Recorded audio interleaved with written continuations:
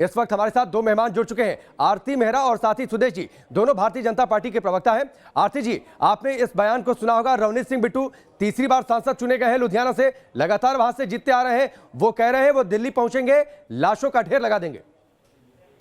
बहुत ही शर्म की बात है। इस आदमी को अपना इलाज कराना चाहिए और इसको सरकार को इसको जिस तरीके से लाशों का ढेर और इन्होंने एक किसान आंदोलन जो चल रहा है उसका मुझे ऐसा लगता है जिस बुरी तरीके से इन्होंने अपना कांग्रेस का पर्दाफाश किया है कि कांग्रेस इसको सामने से आना चाहती है और इसका पूरी तरह से दुरुपयोग करना चाहती है और देश में अशांति फैलाना चाहती है जी।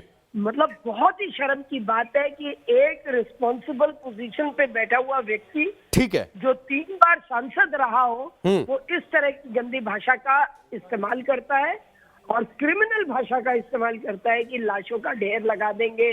ठीक है आरती जी, मैं आपके पास आता हूं। सुदेश जी भी हमारे साथ हैं। इस बीच आलोक शर्मा जी हमारे साथ जुड़ चुके हैं, कांग्रेस पार्टी के वरिष्ठ नेता हैं, प्रवक्ता हैं। आलोक जी, बहुत बहुत स्वागत है आपका न्यूज नेशन पर। उम्मीद ये करते हैं आपने रवनीत सिंह बिट्टू के इस बयान को सुना होगा। आप लोग इत्तेफाक रखते हैं, कांग्रेस आलाकमान इत्तेफाक रखती है? देखिए, मुझे लगता है कि जो चीज कहना चाह रहे थे उसको शायद अपने ढंग से नहीं कह पाए। उनका कहना था कि 44 किसान ऑलरेडी जो है वो शहादत दे चुके हैं। उनकी बात कर रहे थे कि यहाँ पर किसान मरने पे चला जा रहा है। नहीं, लाशों का ढेर लगा देंगे। इसमें जो किसानों की जान गई है उनकी बातचीत कहाँ से? देखिए, वहां पर कोई युद्ध तो हो नहीं रहा है कि लाशों का ढेर लगा देगा कोई। जहां तक बात है कि उसको मिस इंटरप्रिटेशन किया गया है और बीजेपी जो है वो हमेशा से डाइवर्जनरी टैक्टिक्स अपना रही है। नहीं आलोक जी, बीजेपी की इसमें बातचीत ही नहीं है। एक मिनट मेरी बात सुन लीजिए ना, बात तो सुन लीजिए आप। वहां पर कोई युद्ध हो रहा होता, आपस में कोई द्वंद्व होता, तब तो मैं कहता कि वो स्टेटमेंट उस परिप्रेक्ष्य में है। लेकिन वो स्टेटमेंट सीधा सीधा इस परिप्रेक्ष्य में है कि हम जाने वाले नहीं हैं यहाँ से, हम अपना हक लेकर जाएंगे, चाहे यहाँ पर जितनी मर्जी हमें शहादत देनी पड़ जाए। आप केवल एक सेंटेंस चला रहे हैं, अगला सेंटेंस जो मोहित दुबे जब पैदल चलते हुए ले रहे हैं तो अगला सेंटेंस भी चलाइए ना। नहीं, पूरा सुना रहे हैं आलोक जी, पूरा सुना रहे हैं। पहली बातचीत सुनिए आप। मैंने आपकी पूरी बातचीत सुनी।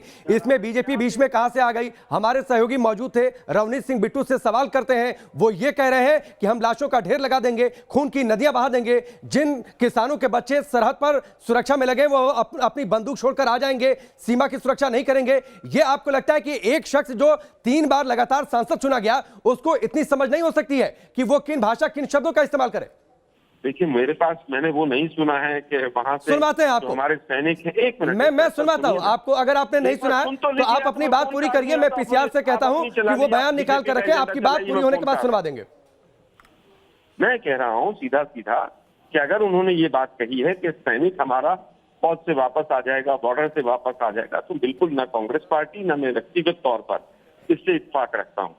लेकिन जहां तक बात उन्होंने वो लाशों वाली कही है उसको पूरे इस परिप्रेक्ष्य में देखा जाए कि जिस तरह से 44 किसानों ने, कल भी एक 32 वर्षीय कैथल के किसान के हुआ है वहां पर, मुझे लगता है कि संवेदनशीलता दिखाते हुए मोदी जी को इस समय पर किसानों से बात करनी चाहिए। ठीक है, नहीं, सरकार तो कोशिश कर रही है ना आलोक जी, लेकिन सवाल ये उठता है, एक बार आप सुन लीजिए। मैं चाहूंगा कि एक बार पूरा बयान आप सुन लीजिए, फिर मैं आपसे बातचीत करता हूं। हम लाशों के भी ढेर लगाएंगे, हम अपना खून भी इसके लिए कहीं तक भी, किसी हद तक भी जा सकते हैं। वो 1 तारीख को बाद हम नई प्लानिंग के साथ आएंगे। हम अब 1 तारीख के बाद कोई नया प्लान, जहाँ तो गुड़गांव और दिल्ली जो सबसे बड़ा, जहाँ पे सबसे बड़े कोऑपरेटिव हाउस बैठे हैं उसको बंद करेंगे, जहाँ और इस बॉर्डर को तोड़ के अंदर दिल्ली के आने की घुसने की कोशिश करेंगे। हजारों गिनती में भैंसें, गायें, भेड़ बकरी, हजारों की तादाद में 10-20 हजार वो दिल्ली के अंदर लेके आएंगे। इनके बच्चे ही चाइना और पाकिस्तान पे रक्षा कर रहे हैं, कहीं वो अपनी बंदूक छोड़ के यहाँ ना वापस आ जाएं, क्योंकि उनकी लाखों में नंबर है जो चाइना और पाकिस्तान की सेफ्टी अपने देश की कर रहे हैं। ये सोच रहे हैं भी यहाँ बैठे हैं, बैठे बैठे थक जाएंगे। नहीं, जो शांतिमयी प्रदर्शन से इनसे कोई इनके फर्क नहीं पड़ रहा। हमें स्ट्रेटजी चेंज करनी पड़ेगी। अब आप में मुझे लगता है आलोक जी पूरी बातचीत आपने सुन ली होगी। आखिरी में रवनीत सिंह बिट्टू ये भी कहते हैं कि अब तक शांतिपूर्वक प्रदर्शन चल रहा था, उससे कोई फर्क नहीं पड़ता है, उसके बाद स्ट्रेटजी चेंज करनी होगी, यानी लाशों का ढेर लगा देंगे, खून की नदियां बहा देंगे। एक शख्स जो 3 बार से सांसद रह रहा है उसको अपनी भाषा की समझ नहीं है। एक पार्टी सुन लीजिए मेरा पूरा सवाल, कांग्रेस पार्टी जो देश की सबसे बड़ी और पुरानी पार्टी है, उस पार्टी को इस सांसद पर क्या कार्रवाई नहीं करनी चाहिए ऐसी भाषा और ऐसे शब्दों के इस्तेमाल के बाद?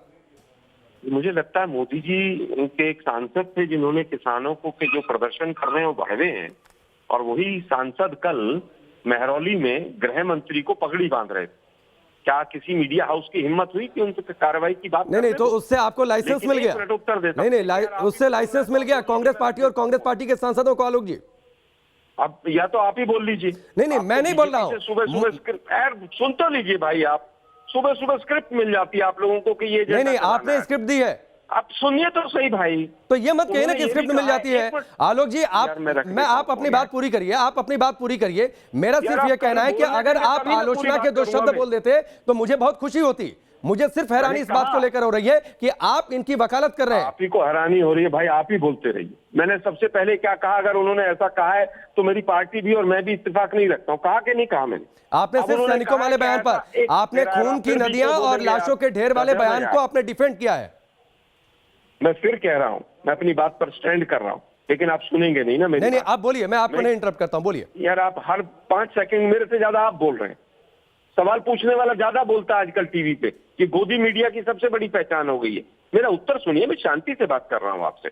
मेरा ये कहना है कि अगर उन्होंने ये कहा कि वहां से छोड़ आएंगे तो गलत है, लेकिन उन्होंने कहा अगर ऐसा हो गया तो ये ठीक नहीं होगा क्योंकि इन्हीं के बेटे वहां पर बॉर्डर पर है। ये बात तो बीजेपी के एक सांसद ने भी कही थी, नहीं कही थी क्या? बीजेपी के तमाम लीडर्स ने किस किस शब्दावली का इस्तेमाल किया है इनके लिए, किसानों के लिए। क्या बीजेपी को माफी नहीं मांगनी चाहिए? आप सवाल हमसे कर रहे हैं, आप इसको कितना मर्जी टैक्टिक्स इसको डाइवर्ट कर लीजिए, नहीं होगा ये आंदोलन।